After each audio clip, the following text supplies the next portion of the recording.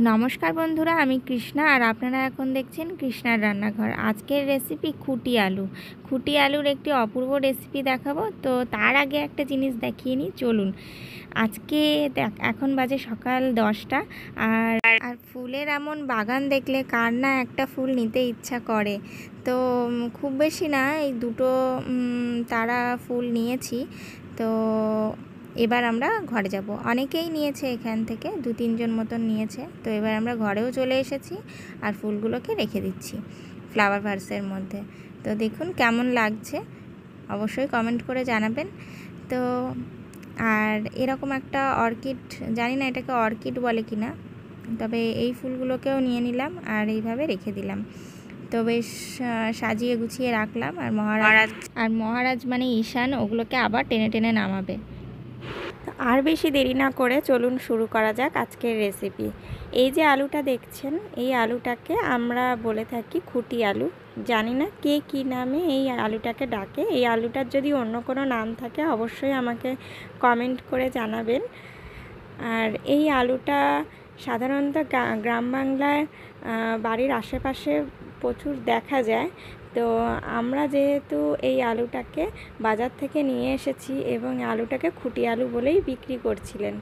তো এরপর এই আলুটাকে আমি কেটে ধুয়ে গরম জলে সেদ্ধ করে নিয়েছি। এরপর কড়াইতে দিয়ে দিচ্ছি সর্ষের তেল। কাঁচা সর্ষের তেল দেওয়ার পর আলুর মধ্যে দিয়ে দিচ্ছি হলুদ আর লবণ দিয়ে আলুটাকে ফ্রাই করে নেব। মোটামুটি লালচে করে ফ্রাই করে নিতে হবে। আর এই আলুটা একটু ভেন্ডি যেরকম লালা হয় সেরকম একটু লালাটে টাইপের হয়ে থাকে। তো আলুটাকে একটু গরম জলে ধুয়ে নিলে লালা ভাবটা কিন্তু অনেকটাই কেটে যায়। তবে আলুটার কিন্তু একটা অন্যরকম স্বাদ আছে। আপনারা যদি এই আলুটাকে চেনেন কেউ, তাহলে অবশ্যই আমাকে কমেন্ট করে জানাবেন। আলুটা কিন্তু খেতে কিন্তু খুবই সুন্দর। আর এরপর আলু ভাজা হয়ে গেছে, লাল লাল করে ভেজে তুলে রেখে ওই তেলের মধ্যেই আমি দিয়ে দিচ্ছি গোটা সাদা জিরে, তেজপাতা, শুকনো লঙ্কা আর একটা মিডিয়াম সাইজের কুচানো পেঁয়াজ দিয়ে ভালোভাবে নেড়ে নিচ্ছি। পেঁয়াজটাকে হালকা একটু ভেজে নেওয়ার পর আমি এতে দিয়ে দেব টমেটো কুচি। একটা মিডিয়াম সাইজের টমেটোকে কুচি করে এর মধ্যে দিয়ে দিলাম, দিয়ে ভালোভাবে নেড়ে নিচ্ছি। এরপর আমি দিয়ে দেব এতে একটু আদা বাটা আর একটু জিরে ধনিয়া বাটা আর দিয়ে দিচ্ছি কাঁচা লঙ্কা ওই 2 থেকে 3টে দিয়ে দেব, দিয়ে ভালোভাবে আবার মিশিয়ে নেব।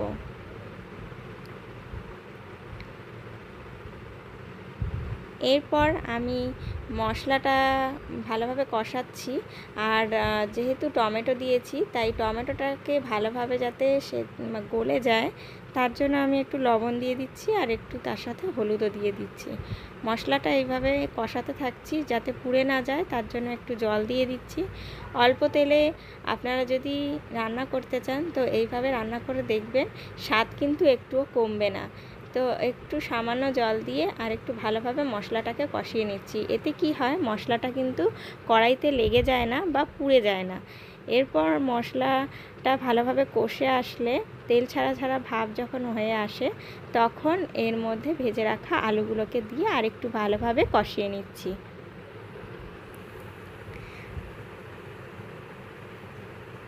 মোটামুটি ভালোভাবে কষিয়ে নিয়েছি। এরপর আমি এতে দিয়ে দেব গরম জল। প্রয়োজন মতন একটু গরম জল দিয়ে নেব। আর লবণটা ঠিকঠাক আছে কিনা একটু চেক করে নিতে হবে। তো লবণটা যদি ঠিকঠাক থাকে তো এরপর আরেকটু কিছুক্ষণ ফুটতে দেব। আর আপনারা চাইলে এখানে সামান্য চিনি দিতে পারেন, আমি এখানে মিষ্টিটাকে অ্যাভয়েড করলাম। এরপর ভালোভাবে ফুটে আসলে দেখে নিতে হবে আলুটা ভালোভাবে সেদ্ধ হয়েছে কিনা। তো হাতা দিয়ে দেখে নিলাম আলুটা সেদ্ধ হয়ে গেছে। এরপর আর কি গরম মশলা দিলাম, গরম মশলা দিয়ে নামিয়ে নেব। আপনারাও বাড়িতে এইভাবে কখনো ট্রাই করে দেখবেন। এই আলুটা বাজার থেকে কিনে এনে এইভাবে রান্না করে দেখবেন, খুবই ভালো লাগে খেতে।